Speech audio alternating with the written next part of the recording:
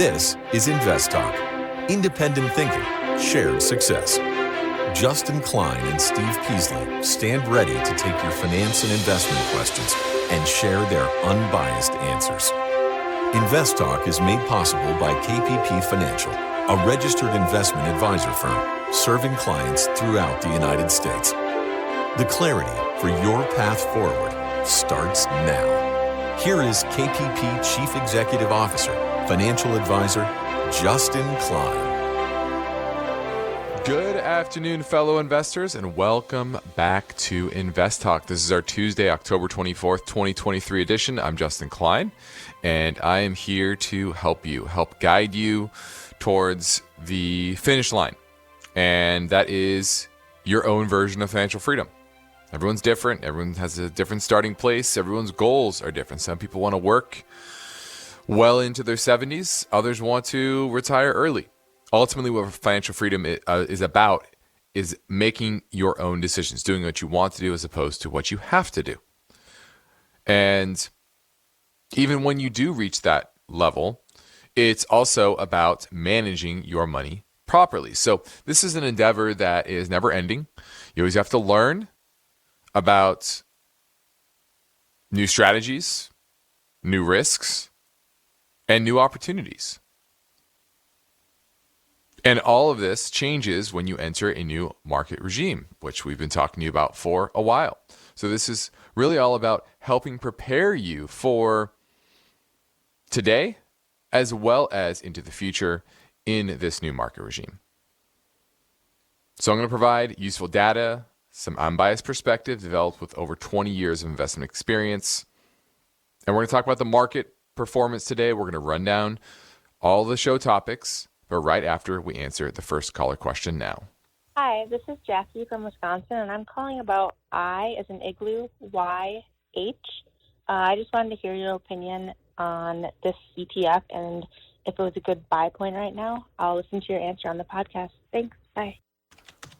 Well, in general, the broad market is at some major support levels. So that's, if you do get a rally from here, that's certainly going to help all sectors.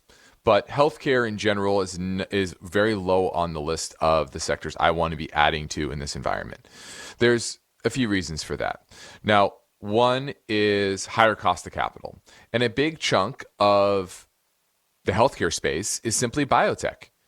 And biotech is, I call it your original Ponzi stocks.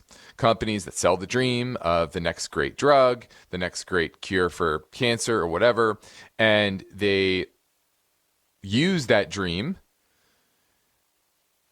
to raise capital, to dilute shareholders, to borrow money, etc.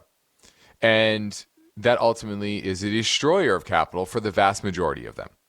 So there's that segment of the healthcare space that does not do very well as interest rates are going up and you have inflation. And then you have the other main swath of the healthcare space, and that is big pharma. And you see with what's happening in Washington, negotiating prescription drug prices. You know, the 2003 Prescription Drug Act was, Medicare Prescription Drug Act was a huge boon for the pharma industry. And now with our budget becoming stretched, there's going to be a lot more scrutiny on Medicare expenses, for example. So I think that's a huge regulatory issue, as well as patent cliffs. A lot of these big pharma names are reliant on major blockbuster drugs, and some of them are coming off patent. AbbVie is a good example. They have a big one. I think it's Humira that's coming off patent. So there's different ones that have a lot of patent cliff exposure as well. And then, you know, I think the healthcare industry in general just has a lot of disruption risk of governments maybe changing Obamacare, maybe going to a single payer system, government option. That's likely to happen, I think, in the future because, you know, Obamacare hasn't really fixed, I think, the main issues, which is healthcare inflation. And so these are all reasons why I find the healthcare industry a very, very poor industry to be allocating capital to at this time. So I would pass on IYH. All right. Now, we have a lot of ground to cover over the next 45 minutes, and time permitting, we're going to get to my main focus points, and that looks in the story set up by this headline. Long-term index investing, how time horizon affects odds of equity returns. Now, when analyzing time horizons, risk evaluation changes for different periods. So I'll talk about long-term index investing, asset allocation based on age, and goals-based stock market analysis. What else are we going to touch on? We're going to look at how can these higher interest rates that not just talking about what happened last year, but over the past 4 or 5 months, this move in the 10-year, the long end of the curve, moving from 3.5, let's call it, in the late spring, all the way now to almost at 5%, just late last week. And what kind of impact will that ultimately have on the economy? And hint, that's much more impactful to liquidity, to the global market, the global economy, when the long end of the curve goes up versus the short end. Very different dynamics there. So we're going to look at what that might mean. Also, gold is rallying. A lot of geopolitical turmoil. And they're starting to break the long-term correlation with U.S. equities. Gold prices, precious metal prices, and the precious metal bull market that basically just started over the last couple of weeks. This is extremely important to understand, extremely important to watch, because it should and likely will play a vital role in your portfolios going forward. And then lastly, how global producers are shifting their hunt for manufacturing capacity outside of China. So that's what's on the docket for me today. We also have some voice bank questions. One is in regards to bonds, and the other is nVent electricity, NVT. We will try to fit an iTunes review question in as well. But let's talk about the market performance today. You had a decidedly positive day overall. Large cap stocks up about 0.75%. Small caps actually slightly outdid that, 0.78% up on the day. So that was a positive. The growth side of the market definitely outperformed overall. Bitcoin had a nice move higher on kind of passing some regulatory hurdles. That was pretty big. You had some of the names that have been beaten down as of late really getting a bid. Obviously, the Bitcoin names like MicroStrategy, but also you had Next Era Energy, which had been down big, that getting a nice bounce back. Let's see, what else did we have? I didn't see. Fair Isaac, that was down 7%. That's the company that does all your FICO reports. There we go, FICO reports. And that was down about 7%. So that was a big mover. We had earnings after hours between Google and Microsoft. And let's take a look after hours. Microsoft, initially it was up. Yeah, it remains up after hours. And Google, that was, I believe, down. Yeah, that was down from about 140-ish at the close today. Down after hours, we're down around 130. So that'll be interesting to see that battle between and which one will weigh on the index more. Will it be the bump in Microsoft, which is up? Yeah, it's only up about 3 or 4%. Google's down a much higher percentage. So it looks like Google will weigh on the broader markets tomorrow. But we are in the midst of earnings season, a lot going on, and the market will start after this week, start to think about what the Fed is going to say next Wednesday. And I think that could be a catalyst for the next move in markets. Either break the major support that we hit late last week in markets, or actually we hit that yesterday. Or do you get some sort of major bounce off of a more dovish Fed? So I think that could be a big catalyst for the market next week.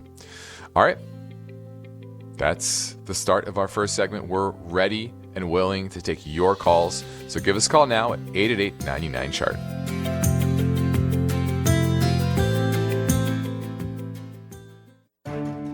Get ready for the next InvestTalk Wealth Webinar. Profit amidst chaos. Strategic investing in a recession. The Wealth Webinar will be presented online and free of charge, but you have to register in advance to reserve your spot. Which sectors tend to soar and which plummet during economic downturns? With the right strategies, you can safeguard your investments and also seize unique opportunities. So join InvestTalk hosts Justin Klein and Luke Guerrero of KPP Financial as they take you through the maze of mysteries involved with investing in times of recession. Tell your friends about the next InvestTalk Wealth Webinar. It's happening live, online, and free Thursday, November 9th from 1 to 2 p.m. Pacific Time. Go to investtalk.com and register now. Each day, InvestTalk listeners submit their finance and investment questions via phone or email. Would you like your question to be put near the top of the list? Just take a minute or two to leave a review and rating for InvestTalk at iTunes. And be sure to include a brief question with your iTunes review comments. Hey, Justin, it's Bruce from New York. Great show as usual. I'm looking for an E&P oil company right now, and I found two that I'm interested in, and I'd like to see if you can do a comparison and see which one you like better. It's basically small company versus large company. I'm looking at Magnolia Oil and Gas, which is MGY, or of course the big guy out there, which is EOG Resources. The only thing that concerns me about MGY is it looks like it's got a triple top, but other than that, I'd like your opinion of these two oil E&P producers, and if you like either one or if I should keep looking. Thanks very much. Great show. Bye.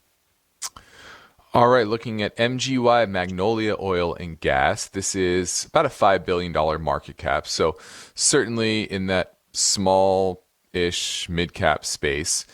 And you 2% dividend yield, but earnings are supposed to fall 53% this year and back up 18% next year. It's trading, let's look at its multiples that it's currently trading at. Enterprise value to EBIT is right about 4, a little less than 4, and that is pretty cheap. But once again, it's a small name, so it should be cheap. Let's look at its balance sheet real quick. Yeah, pretty much no debt. I like that. No debt there. EOG, a much larger name, as you said, that's the revenue is $25 billion. Its market cap is, why am I not seeing it right here? There we go. $75 billion. Also, basically no debt. So the balance sheet really isn't a problem here. They're funding everything they're doing with their cash flow, paying their dividend, 2.5% dividend yield on EOG. So very similar, both can afford it, good balance sheet. EOG is trading about a 5 times enterprise value to EBITDA, but it's obviously a lot larger. And I'm going to go with the one, let me look at the profitability, because this is what's really important, is how well are these companies run. You can have a smaller company that is more disciplined, doesn't have as much revenue, isn't quite as large, but its return for shareholders is more consistent. Now, the issue with Magnolia is it hasn't been around that long. It looks like it's went public in 2020. Yeah, or maybe it came out of bankruptcy in 2020. Let me pull a chart here back. Yeah, that's what it looks like. It came out of bankruptcy? Yeah, that's what it is. So there's not a whole lot of history there. EOG. Yeah, I'm just going to go with EOG. You know, I've yes, you're going to get a little discount from a price perspective, but the business is more diversified, and EOG has operations in the US, Canada, Trinidad, UK, China, etc. So it's broadly diversified, has a longer history of being well run, and I wouldn't get too cute with it.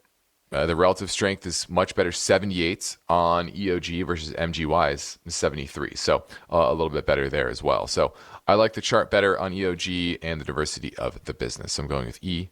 All right, let's keep things going and play 2 in a row from 888-99 chart. Hi, can I have your opinion on buying this stock for a long-term investment, FPI? Thank you so much. All right, this is Farmland Partners, and this is a REIT holding high-quality primary row crop farms with 165,000 1,000 acres in 18 states. So it is a farm REIT. And there aren't a lot out there to choose from. So what I would say is if you were looking to gain access to the farm real estate, farm exposure, this is a good way to do that because there aren't a lot of options just in the public markets. Now, is it my favorite REIT out there? Probably not. I think there are better opportunities in other slices, but you'd have to just be very bullish on the price of farmland. If you are, that's how you play. This is how you play it. This is not an huge income opportunity, 2.3% dividend yield, but as a diversifier amongst a portfolio of harder assets, right, and not having much ability to get exposure to farmland, I think it's a good way to do it. All right, we're heading into a break. I'm ready to take your questions now at 888-99-CHART. Investing, how time horizon affects odds of equity returns. And I'm going to talk about long-term index investing, asset allocation based on your age, because that's how a lot of people pick these particular mixes of stocks and bonds, and develop goals based on stock market analysis of longer-term trends. Okay, so we're going to dig into the data of basically 4 different portfolios. One that's 100% U.S. large cap stocks. So that's when I say long-term index investing, that's what I mean. Then the second portfolio is your standard 60-40 portfolio, which we discussed a lot on yesterday's show. That's 60% stocks, 40% intermediate term U.S. government bonds. Then there's the 30-70 portfolio, 30% stocks, 70% bonds, and then a 100% bond portfolio. Okay, and then we're going to look at over 1, 5, 10, and 20-year time horizons. Okay, and what are the odds that there'll be a double-digit loss over that time period?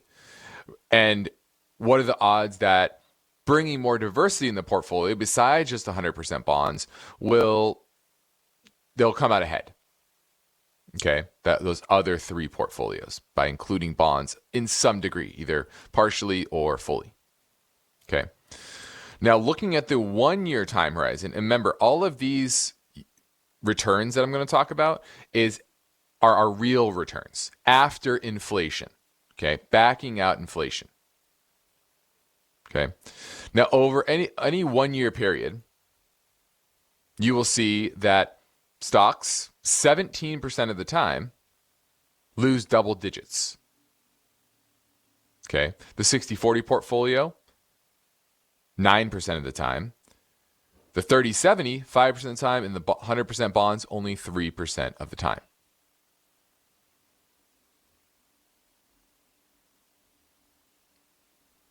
Now, the more bonds are in a portfolio, the likelier it will avoid the fate of a double-digit loss. So that's why you always say, if you're looking to access the portfolio in the near term, having some bonds in the portfolio, lower the risk, lower that volatility, that makes a lot of sense. So that's the 1 year. But let's zoom out to the 5 year. Now, the winning percentage for the all stock portfolio inched up a bit, but not by much, actually.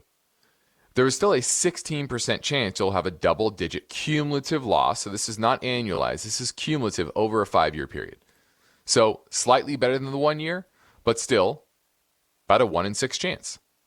And what's interesting here is that the 60-40 portfolio also had that same level of risk over a 5-year period of 16% of the time losing out by over double digits. Okay. Now,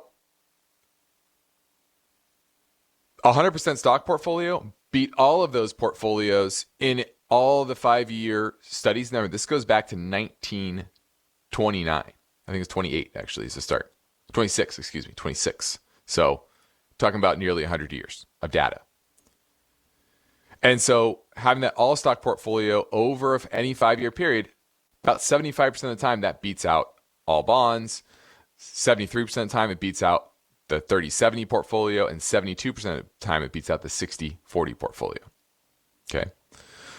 Now, you go out to a 10-year time period, that's where things get much better for equities and a lot worse for bonds. Why is that?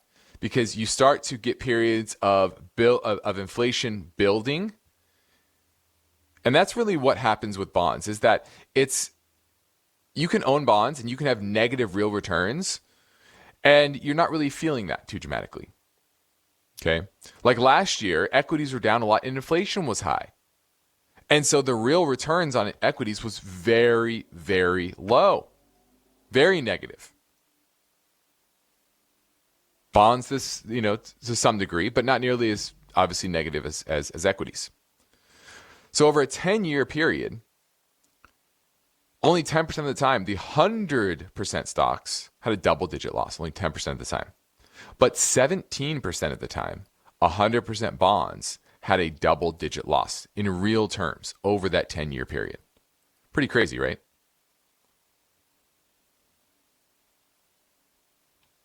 Now you zoom out to a 20-year period, it gets way better for equities and much worse for bonds. 100% equities beats 100% bonds 99% of the time. And the 30-70 portfolio, 97% of the time. The 60-40 portfolio, 93% of the time. And if you included some level of equities, no matter what, the 100%, 60%, or 30%, over a 20-year period, you never had double-digit cumulative losses. But bonds, you had double-digit cumulative losses in 19% of the 20-year periods. So pretty interesting data there to really hone in on understanding your time horizons. And when you're investing longer term, you want to understand these and know that bonds are never a long-term investment vehicle. They can be short-term, they can be intermediate term, they can be a portfolio diversifier, but they will almost never be a great investment long-term by themselves. Okay? Now, in the next InvestTalk, we'll look into the story behind this question. Is there too much risk in the world to bet against bonds? That story tomorrow, but for now, I'm Justin Klein, ready to take your questions at 888-99-CHART.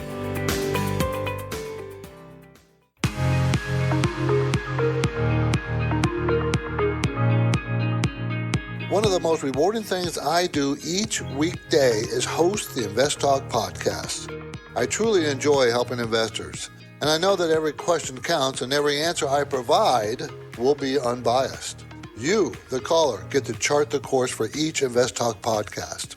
Call with your questions anytime, day or night, 888-99-CHART. Hi, Steve, Justin and Luke. It's Alex here from the UK. I've been looking at a London-listed electrical design and manufacturer, nVent.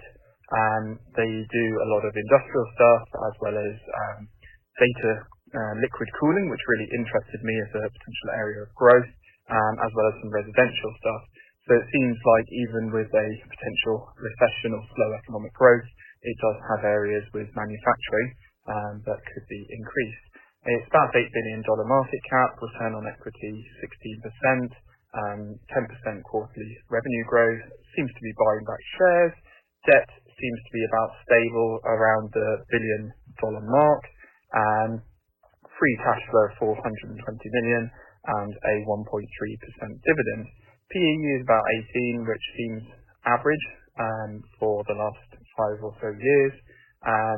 It does seem to have stepped up from around $48 in June, and I was wondering if this company would interest you, and if the support levels around 51 or 48, you would see that as a good entry point if you think it's a good company. I look forward to your opinion and your view on the stock. Thank you very much, and I look forward to hearing on the show. All right, looking at nVent Electric, and I like this name. They're a provider of electrical connection and protection solutions. They have 3 segments: enclosures, thermal management, and electrical and fastening solutions. Most of their revenue comes from the enclosures segment, which produces solutions that protect, connect, and manage heat in critical electronics, communications, control, and power equipment. I love that. It derives the majority of its revenue from the U.S. and Canada. So it is, although it is domiciled in the U.K., its business is here in North America mainly. So I like where this is at. Now it has reversed. The technicals have taken, I would call it turned for the worse as of late, peaked out around $59 per share. Now we're at 47 and change, but it is at some pretty good support right here in the $56, $57 range, at 47, spot 48 at the close today. Now, I will say if it breaks this level, it probably heads down to 40, 41, and that is also good, probably better support, better long-term support. I like the name. I like that it has pretty solid balance sheets, buying back shares. That's a positive. Its dividend yield, 1.5%. A lot of people are going to say, oh, that's not that high. The yield's not great. I want something that has a better dividend yield. But in the reality is this has a good business and a good balance sheet. And guess what? That yield not only can be sustained, but it likely will be raised over time because their payout ratio is only 25%. Their cash dividend payout ratio is only 28%. And if you look at their, if you look at, the growth of their business, it's not amazing, but it's solid. It's been slowing down, but last quarter I like that it reaccelerated from 7% revenue growth to 10%. After, a couple years ago, revenue growth was in the mid to high 20s. So that growth rate has slowed, so the multiple should come down a bit. But I like it. I still would worry that it breaks this level. It doesn't look like it's getting much traction at these levels, so it's probably consolidating to break to that next level around $40, $41, and that's where I'd pick it up. You could pick up a little bit, maybe do a starter position, and if it gets down to that 40 range, you can be more aggressive with it. That's probably the way I would play it. But a good name, good company, and most importantly, a good balance sheet. All right.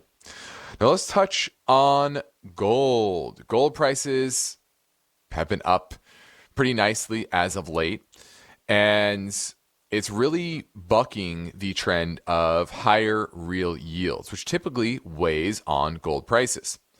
But we know with what is happening geopolitically, there is a flight to safety with gold. And gold's rise has largely been a product of really central banks underpinning the demand for gold.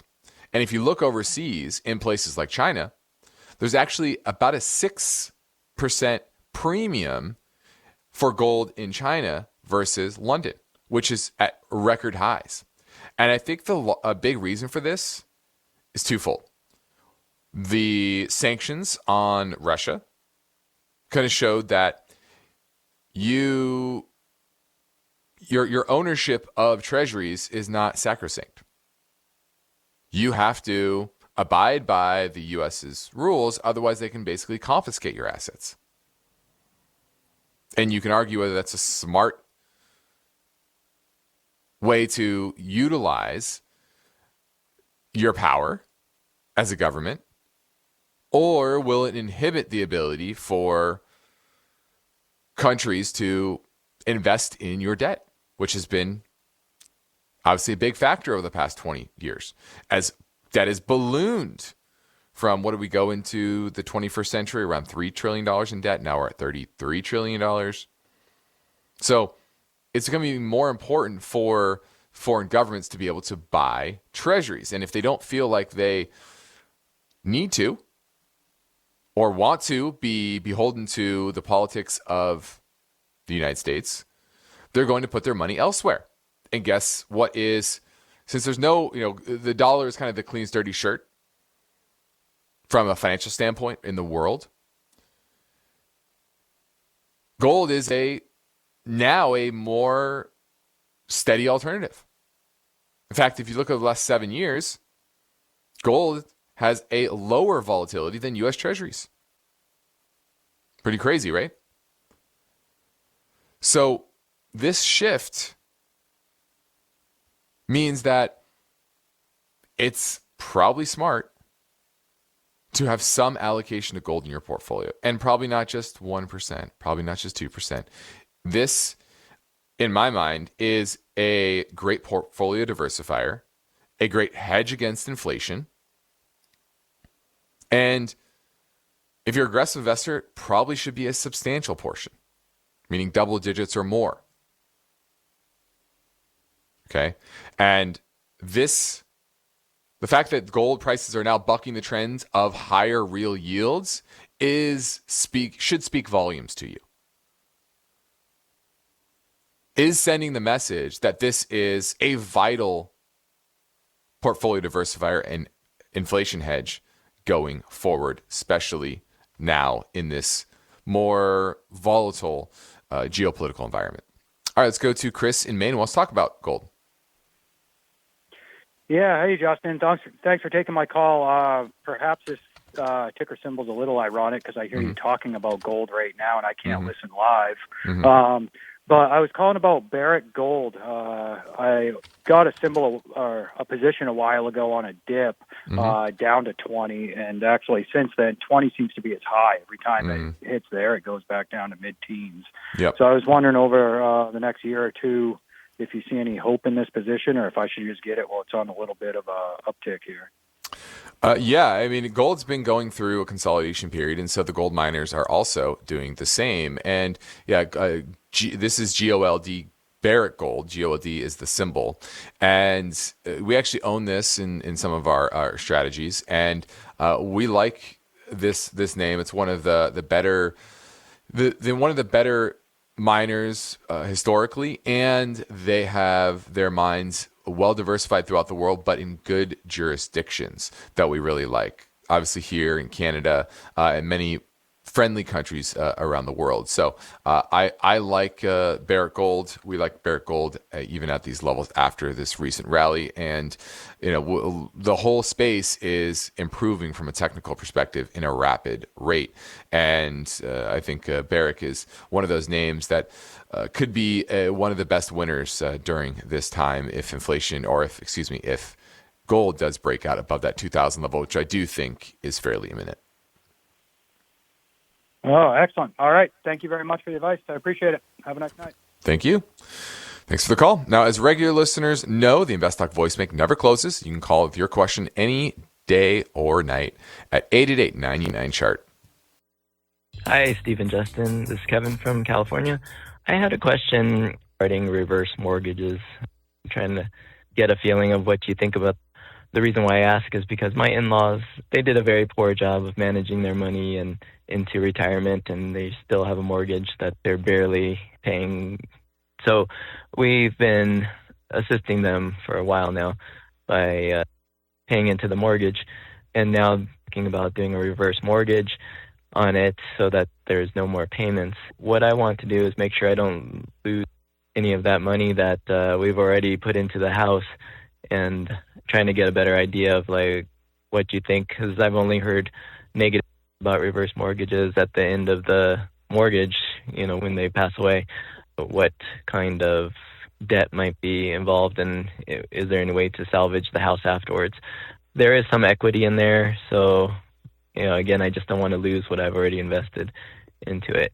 Hopefully you have a site that I can listen to on the show. Thanks. All right, reverse mortgages. I think for some people, they can be great options, but you have to tick a lot of boxes. One is you have to, remember, this is for anybody who's, I believe you have to be 62 to have a reverse mortgage. So this is for a retiree or a retired couple who they don't want to live, they want to live in that house basically until they pass or until they have to move into some sort of assisted living facility or whatever, right? It's not for anybody that, I want to live in the house for the next 3 to 5 years and then maybe I'll move somewhere else. No. This is a decision. I'm staying here for the next 2-3 decades, okay? So that's number one. You have to check that box. If you don't check that box, a reverse mortgage is not for you. Number two, you have to have substantial equity in the home, not just a little bit of equity, typically 50% or more for this to work out. Okay. So understand that. And then you also have to not want the property to really pass to the next of kin, or for the next of kin to really make a big profit off of that property. Because reverse mortgages, they build over time. You don't pay the mortgage. That helps with the cash flow situation for people that haven't saved enough, and maybe they have a lot of their wealth tied up in their home. And you can avoid having to pay monthly payments. And oftentimes you could even avoid paying property tax directly. It's paid out of that reverse mortgage. So you have to not care about that. That this is a utility thing. I just want my, family members, my in-laws, my parents, whatever, to have a home. And when they pass, you sell the home and you pay off the mortgage, and odds are low you're going to have much equity at all. So you have to be okay with that. And then lastly, the costs. The costs are high. This is not a typical mortgage. You have to, these are government-sponsored vehicles, and you have to pay something akin to like a PMI. And so they're extremely expensive compared to a normal mortgage. So you have to go in with your eyes wide open. But for the right people, for the right situation, it can be a great asset to tap if they're kind of behind the eight ball. They've kind of ran out of time to save. And you don't want to sell that home for tax reasons, and then also having to go and buy something else or rent. And so it's a good time as well to do this because they're going to appraise the home, and your equity value is probably pretty elevated compared to, what might be a year or two from now. So timing wise, it's also a good time, but you have to make sure all those boxes are checked. All right, let's talk about higher interest rates. And it's not just about the higher interest rates on the short end, which that moved up big time last year. But the 10-year Treasury rate kind of peaked out back in the beginning of the year, right around, where were we at? 4.25. And then for most of the year into the early summer, we pulled back around 3.5%. Market was pricing in a Fed pivot. Never came. Why? Because remember, monetary policy works with a lag. And what you had lately, what is called a bear steepener, meaning the short end of the curve, 3 month, 1 year, 2 year, they didn't really move much. They kind of stayed right around that 5.5% range, didn't really move. But the long end moved, the 10-year moved from 3.5 all the way to 5, about 150 basis points. And typically, that is the market giving up and saying, yeah, there's not going to be a hard landing. We're going to move the long end up. Now, that's part of it. The main part of it, though, is just simply the Treasury supply. Treasury supply is booming. And the cost of the debt is booming as well. And so this is typically what happens at the end of a cycle. Is that the long end has a bear steepener like this, goes up, and that finally, it's the last thing that kind of breaks the markets, breaks the economy into a level of recession. Now, what I will say is, I've said this many times, I don't think the next recession is a major crisis. I think it's a mild recession. And I think governments come in, do what they always do, reliquefy, stimulate, and reinflate their way out of a recession. They're going to do it faster, just like they did in 2020 during COVID. In a different way, maybe not quite as strong, because we don't have a pandemic, but it's still something that they're going to try to avoid, a major deflationary bust. And so the higher interest rates, I do think, are going to push us into a recession early next year. All right, we're heading to a break, so give us a call now at 888-99-CHART.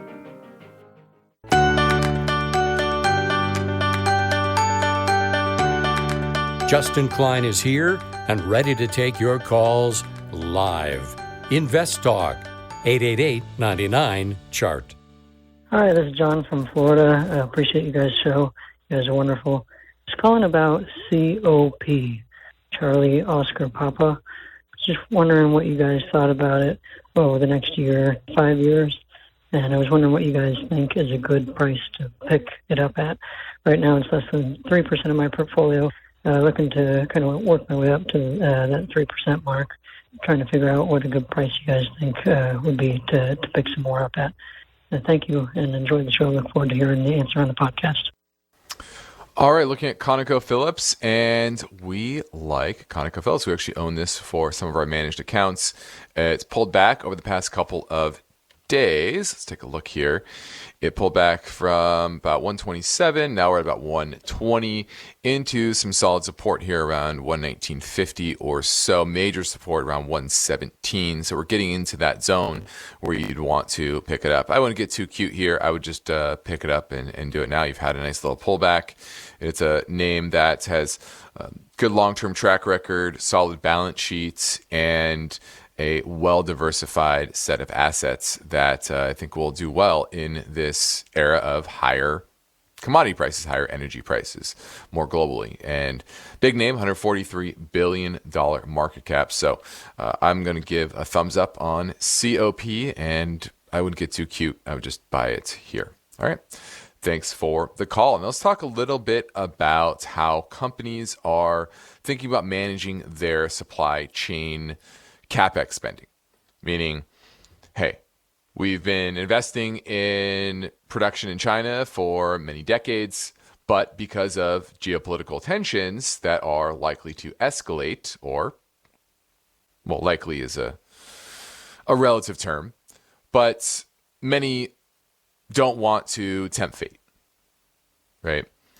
And what they are seeing, what a lot of companies are seeing, is that it's difficult to find employees and to receive fair treatment in China because both the U.S. and China are being mutually antagonistic. And surveys now show U.S. business leaders are eager to cut their China exposure and shifting investments to friendlier countries. Maybe not always here in the United States, but at least friendlier countries. And investor calls are now starting to highlight this. Now, where are most companies looking to build manufacturing capacity? Well, that's Mexico. It's now surpassed China as the top destination for foreign direct investment by U.S. firms, according to the U.S. Bureau of Economic Analysis. So that's what I've talked about. If you're looking to invest in a foreign country, it's hard to think of a name better than Mexico. Now, it has its own problems, don't get me wrong, but just the trends geopolitically, the trends from a resource perspective, Mexico's very resource rich. Demographics, Mexico's demographics are still some of the best in the world. And so they're just going to benefit. Now, this move by corporations started under the Trump administration. And that was because of tariffs. But it's accelerated under Biden as well. And in August, U.S. Commerce Secretary said U.S. companies had complained to her that China has become uninvestable due to government actions such as fines and raids that just made it risky to do business in that country. And you're getting large companies, big auto suppliers, for example, that are plan to move entirely out of China over the next 3 years. But the main way that companies are moving out is not by shutting down their production there, but it's just diversifying. A survey of large U.S. multinationals showed that more than a third of respondents have cut or paused their investments in China over the past year. That's up from 22% who said that last year, which was also a record high. And they said geopolitics is the single largest issue weighing down business sentiment over the long term in China. So this is mainly politically driven, but we know in this environment of hyperpolarized politics and an increasingly multipolar world, this trend is not going to change. I'm Justin Klein. This completes another InvestTalk program. Steve and I thank you for listening, and we encourage you to tell your friends and family about our free podcast downloads, which you can find anytime at iTunes, Spotify, or Google Play, and be sure to rate and review on iTunes as well. And please remember to register for the upcoming November 9th Wealth Webinar, Profit Amidst Chaos, Strategic Investing in a Recession. It'll be free, but you do have to sign up over on our website. Independent thinking, shared success. This is InvestTalk. Good night. InvestTalk is a trademark of KPP Financial. Because of the nature of the interactive dialogue inherent in the format of this program, it's important for the listener to understand that not all comments made will apply to them. Specifically, nothing said shall be taken to be investment advice, or shall statements on this program be considered an offer to buy or sell security. Because such advice is rendered solely on an individual basis and at times will require that the investor review a prospectus before investing. InvestTalk is a copyrighted program of Klein, Pavlis, and Peasley Financial, a registered investment advisor firm which retains all rights. For more information regarding KPP's investment advisors, call 1-800-557-5461. Steve Peasley is president, and Justin Klein is chief executive officer of Klein, Pavlis, and Peasley Financial. Thank you for listening, and your comments and questions are welcome on our 24-hour listener line at 888-99-CHART.